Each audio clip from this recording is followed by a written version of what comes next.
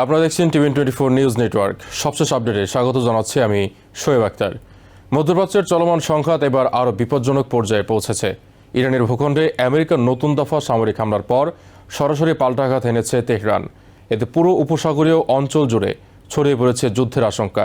সামরিক উত্তেজনার পাশাপাশি বৈশ্বিক জ্বালানি বাজার, আন্তর্জাতিক বাণিজ্য এবং কূটনৈতিক সম্পর্কেও বড় ধরনের প্রভাব পড়ার শঙ্কা তৈরি হয়েছে।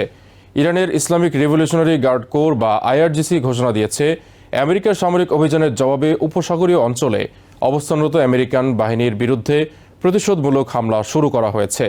ইরানের সংবাদ মাধ্যমের তথ্য অনুযায়ী IRGCর অ্যারোস্পেস ফোর্স এবং নৌবাহিনী সমন্বিতভাবে 2 ধাপের একটি বড় অভিযান পরিচালনা করেছে। এই অভিযানে কুয়েত ও বাহরাইনে আমেরিকান সেনাদের ব্যবহার করা একাধিক সামরিক স্থাপনাকে লক্ষ্যবস্তু করা হয়েছে বলে দাবি করেছে তেহরান। IRGCর দাবি, মোট 18টি গুরুত্বপূর্ণ সামরিক স্থাপনায় হামলা চালানো হয়েছে। এর মধ্যে নজরদারি ব্যবস্থা, সামরিক যোগাযোগ কেন্দ্র এবং আঞ্চলিক অভিযানে ব্যবহৃত অবকাঠামো ছিল বলে জানানো হয়েছে। ইরানের সামরিক নেতৃত্ব বলছে, আমেরিকা তাদের ভূখণ্ডে হামলা চালিয়ে সীমা অতিক্রম করেছে এবং এর জবাব দেওয়া ছাড়া তেহরানের সামনে আর কোনো পথ ছিল না। তারা সতর্ক করেছে, ইরানের নিরাপত্তা ও সার্বভৌমত্বের বিরুদ্ধে যে কোনো পদক্ষেপের জবাব আরও কঠোরভাবে দেওয়া হবে।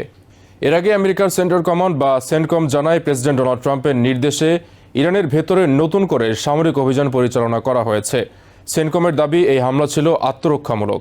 তাদের ভাষ্য অনুযায়ী ইরানের সামরিক নজরদারি ব্যবস্থা, যোগাযোগ অবকাঠামো এবং আকাশ প্রতিরক্ষা সক্ষমতা দুর্বল করার উদ্দেশ্যে নির্দিষ্ট লক্ষ্যবস্তুতে হামলা চালানো হয়েছে।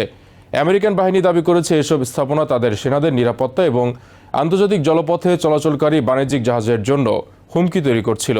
তবে ইরান এই দাবি প্রত্যাখ্যান করে বলেছে, আমেরিকার হামলা ছিল সরাসরি আগ্রাসন। তেহরানের দাবি, তারা কোনো যুদ্ধ শুরু করতে চায় না, তবে হামলার মুখে নিজেদের রক্ষা করার অধিকার তাদের রয়েছে। সংঘাতের সবচেয়ে বড় প্রভাব দেখা দিয়েছে হরমুজ প্রণালীকে ঘিরে।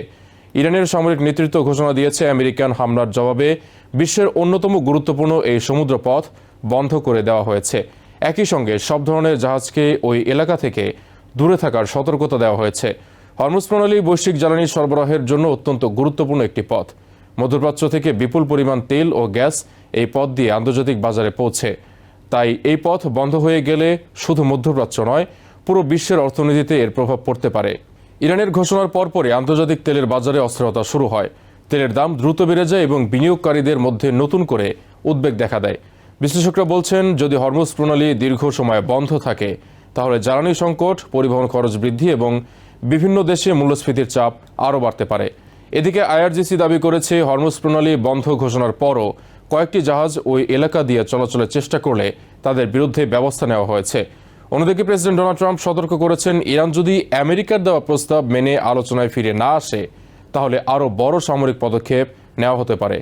আমেরিকান সংবাদ মাধ্যমকে দেওয়া বক্তব্যে ট্রাম্প দাবি করেছেন, ইরানের বিভিন্ন সামরিক লক্ষ্যবস্তুতে টমাহক ক্ষেপণাস্ত্র ব্যবহার করা হয়েছে। তার দাবি, কিছু হামলা তেহরানের কাছাকাছি এলাকাতেও পরিচালিত হয়েছে। ট্রাম্প আরও দাবি করেন, ইরানের উচ্চ পর্যায়ের কর্মকর্তারা আমেরিকার সঙ্গে যোগাযোগ করে হামলা বন্ধের বিষয়ে কথা বলেছেন। তবে তেহরান এই দাবি সরাসরি অস্বীকার করেছে। ইরানি কর্মকর্তারা জানিয়েছেন, ওয়াশিংটনের সঙ্গে কোনো ধরনের ফোনালাপ বা গোপন আলোচনা হয়নি। তাদের দাবি, আমেরিকার বক্তব্য বাস্তব পরিস্থিতি থেকে মনোযোগ সরানোর চেষ্টা। ইরানের সামরিক নেতৃত্ব জানিয়েছে, বর্তমান পরিস্থিতিতে তাদের প্রধান লক্ষ্য হল দেশের প্রতিরক্ষা ব্যবস্থা শক্তিশালী করা এবং যে কোনো পরবর্তী হামলার জন্য প্রস্তুত থাকা। এদিকে আন্তর্জাতিক বিশ্লেষকরা বলছেন, আমেরিকার সাম্প্রতিক পদক্ষেপ শুধু সামরিক নয়, কূটনৈতিক চাপ তৈরির কৌশলও হতে পারে। তাদের মতে, ওয়াশিংটন সামরিক শক্তি দেখিয়ে ইরানকে দ্রুত আলোচনায় ফিরিয়ে আনতে চাইছে। তবে ইরানের কঠোর অবস্থানের কারণে সেই কৌশল কতটা সফল হবে তা নিয়ে অনিশ্চয়তা রয়েছে। অনেক পর্যবেক্ষক সতর্ক করছেন, দুই পক্ষের ভুল হিসাব বা একটি বড় হামলাই পরিস্থিতিকে পূর্ণমাত্রার যুদ্ধে রূপ দিতে পারে। মধ্যপ্রাচ্যের অন্যান্য দেশও এখন পরিস্থিতি গভীরভাবে পর্যবেক্ষণ করছে, কারণ সংঘাত আরও ছড়িয়ে পড়লে উপসাগরীয় অঞ্চলের নিরাপত্তা, আন্তর্জাতিক বাণিজ্য এবং বৈশ্বিক অর্থনীতিতে বড় ধরনের প্রভাব পড়বে। সব মিলিয়ে আমেরিকা ও ইরানের এই সংঘাত এখন শুধু দুই দেশের মধ্যকার উত্তেজনা নয়, এটি পরিণত হয়েছে এমন এক সংকটে যার প্রভাব ছড়িয়ে পড়তে পারে পুরো বিশ্বে। বিশ্ব এখন অপেক্ষা করছে, পরবর্তী পদক্ষেপ হবে কূটনীতি নাকি আরও বড় সামরিক সংঘর্ষ। নিউ ইয়র্ক থেকে সম্প্রচারিত TVN24 টেলিভিশন বিশ্বজুড়ে বাঙালির কণ্ঠস্বর।